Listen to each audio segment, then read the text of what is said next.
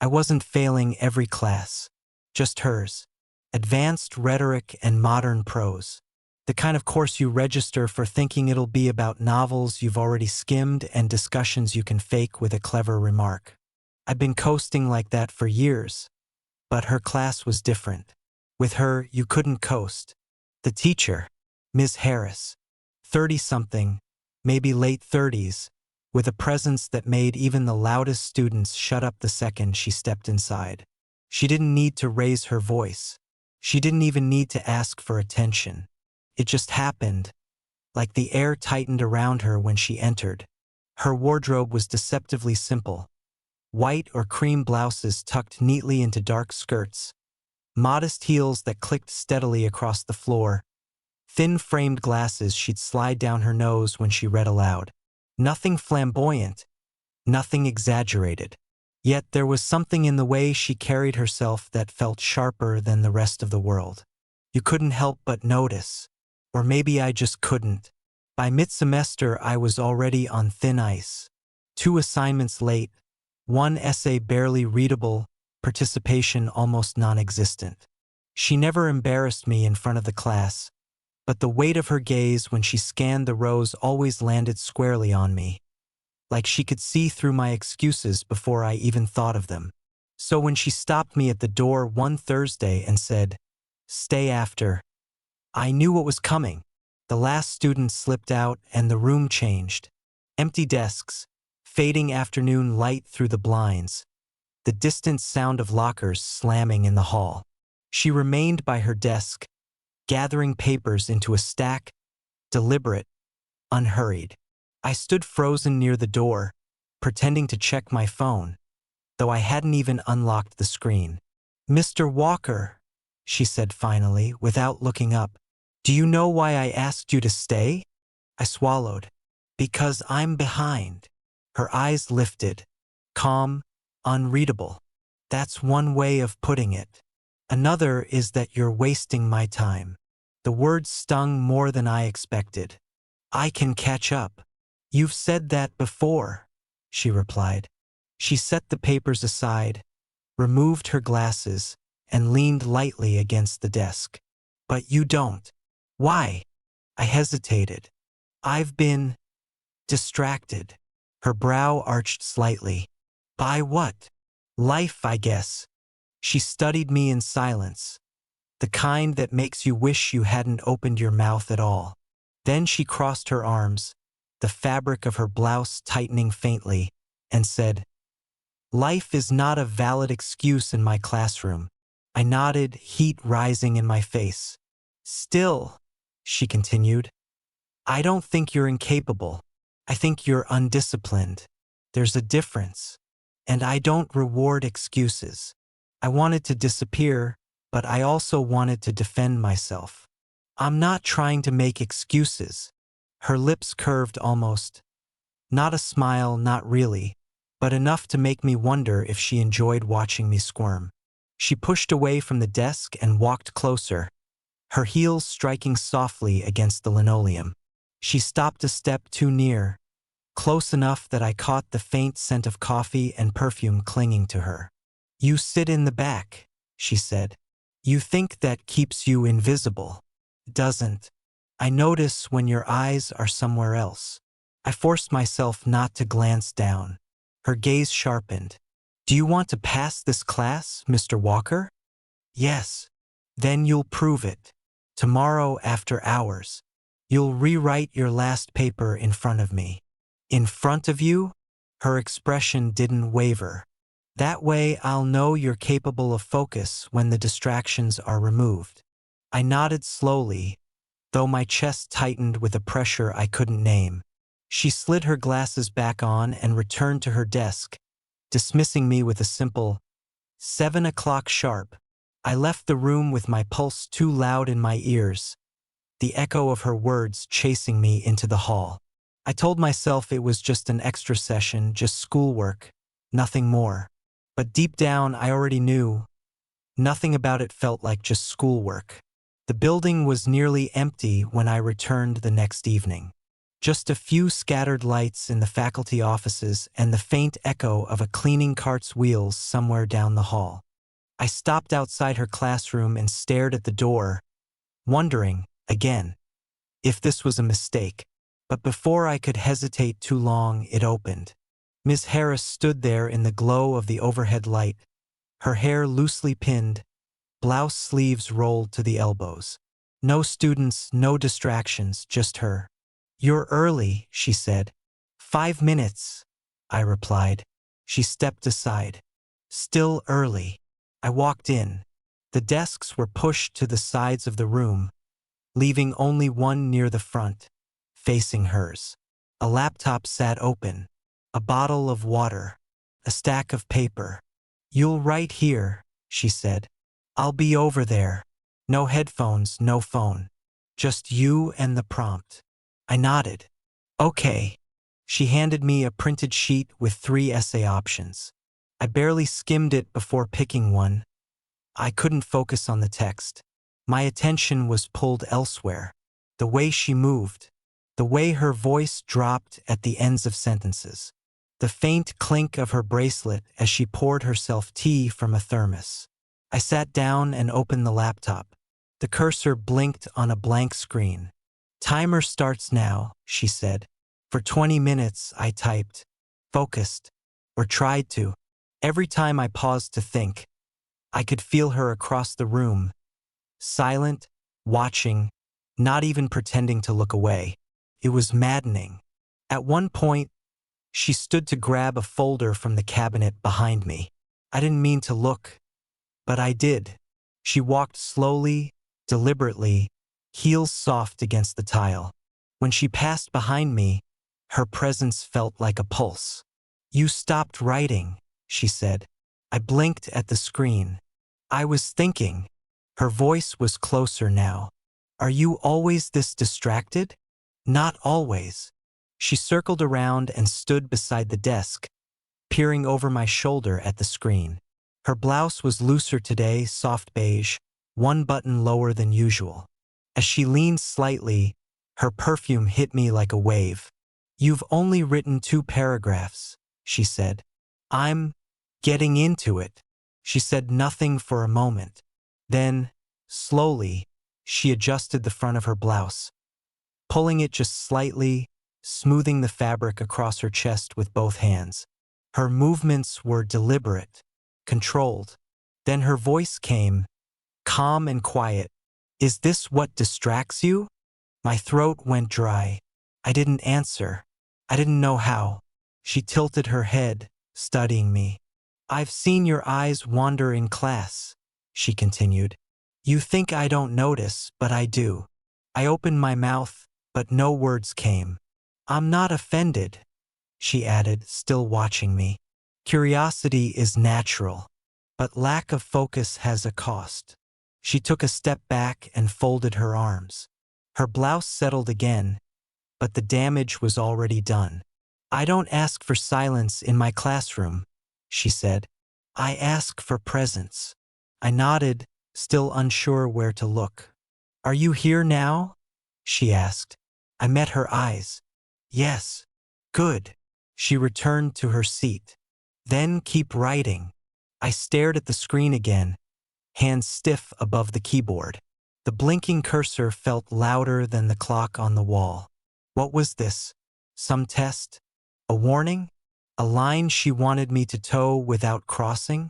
And the worst part? It was working. I typed, paragraph after paragraph. Not my best work, but honest, stripped of filler. I wrote the way she talked, sharp, exact, measured. Halfway through the hour, I paused again, fingers hovering. I looked up. She was watching me over the rim of her teacup. Her eyes didn't drop when I caught her gaze. "Keep going," she said. "I'll tell you when to stop." I did, but every word from that point forward felt like it was written for her. Not for the grade, not for the assignment, but for the woman across the room who knew exactly what she was doing when she adjusted her blouse and asked, "Is this what distracts you?" Because yes, it was. And now she knew it too. The room felt warmer now. Not because of the heat, if anything, the vents above buzzed with artificial cold, but because something had shifted between us. The silence wasn't academic anymore. It was charged, like a held breath waiting to be exhaled. I was halfway through my third page when she stood again. Slowly, quietly, she walked toward the window and adjusted one of the blinds, then paused with her back to me. "You write differently now," she said, still facing the glass. "Differently how?" I asked. She turned, one hand resting lightly on the windowsill, like someone who finally decided to stop hiding. I blinked. "I wasn't hiding." She arched an eyebrow. "Aren't you?" I didn't answer. She stepped forward. Not fast, just steady, with intention. "You've been in my class for 9 weeks," she said. "Never raised your hand once. Always looking down. Except when you think I'm not watching." I wasn't trying to be disrespectful. I didn't say you were. Her heels clicked once, then stopped. She was standing beside me again. Too close. Her shadow touched the edge of my screen. "You're bright," she said. "More than you let on. But I've taught long enough to know when someone's not distracted by coursework, but by something else entirely." Her voice dropped a tone. "Tell me, Mr. Walker, what exactly is it you're avoiding?" I shifted in my seat. "I'm not sure." "Not sure," she repeated, like the phrase amused her. "That's not very convincing." She placed a hand lightly on the desk beside mine, leaning in slightly. "I've had students who were arrogant," she said. "Students who challenged me, flirted, tested boundaries just to see how far they could push." I looked up. "And me?" She stared directly into my eyes. "You're different. You don't push. You just burn quietly." I didn't know what to say to that. Her fingers tapped once against the wood, then again. "You think I don't feel it too?" she asked, voice almost a whisper. My pulse jumped. She straightened up, walking back to her chair. But she didn't sit. Instead, she leaned against the edge of the desk, crossing her arms. The fabric of her blouse pulled slightly again. Another subtle movement I couldn't unsee. "You've written over 1,000 words," she said, "and yet everything important is still between the lines." I swallowed. "Maybe that's on purpose." She nodded slowly. "Of course it is. Repression always is." She picked up the printed sheet with my essay prompt and held it lightly between her fingers. "You know, when I chose this topic, I didn't expect anyone to actually understand it. Not really. But your second paragraph." She looked down, scanning. "You wrote, 'A character's silence often reveals more than dialogue ever could. What they withhold becomes louder than anything they say.'" She raised her eyes. "That wasn't about the book." I stayed silent.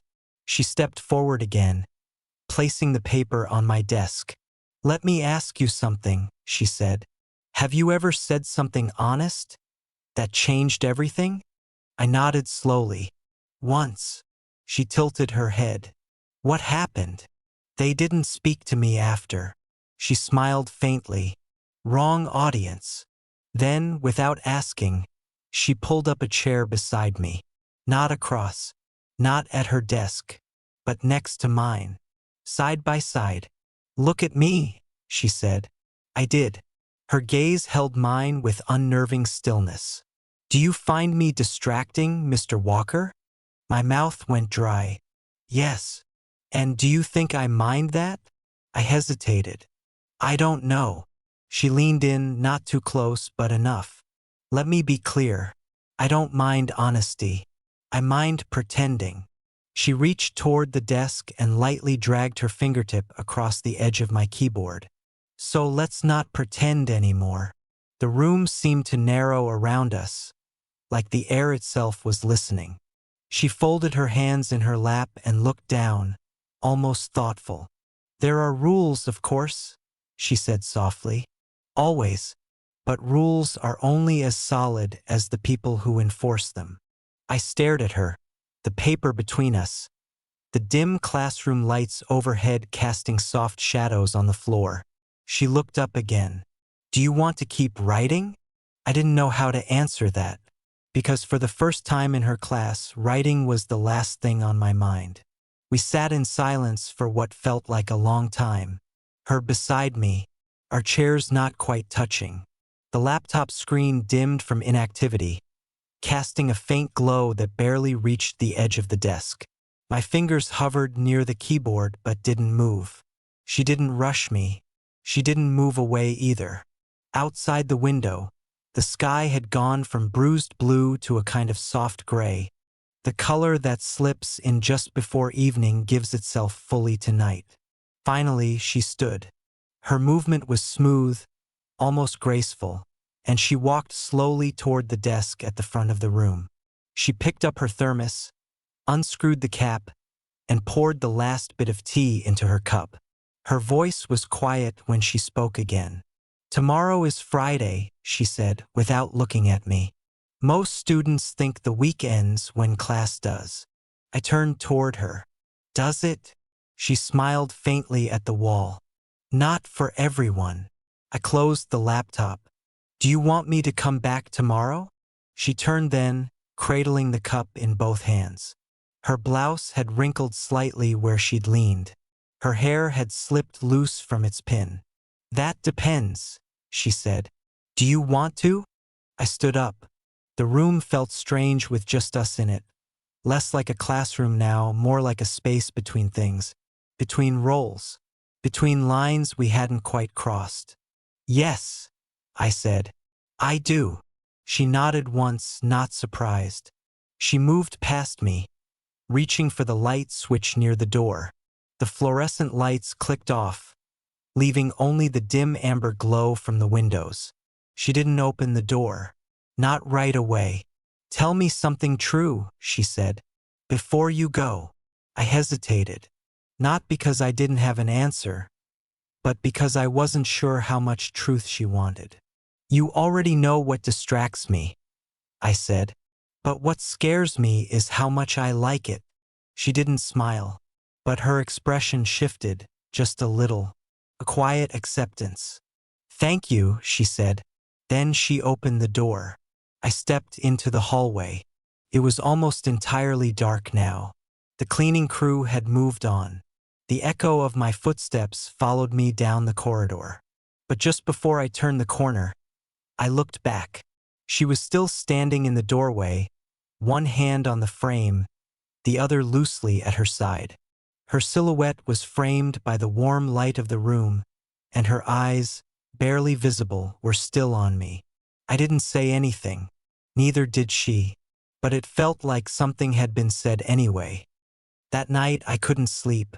I kept replaying the moment she leaned in, the way her voice had dipped, the way she'd asked, "Is this what distracts you?"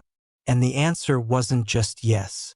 The answer was she was the only thing I'd thought about all week. Not the grade, not the assignment. Her. The way she challenged me without raising her voice. The way she watched without blinking. The way she saw past the surface and demanded I do the same. It wasn't a crush. It wasn't fantasy. It was sharper than that.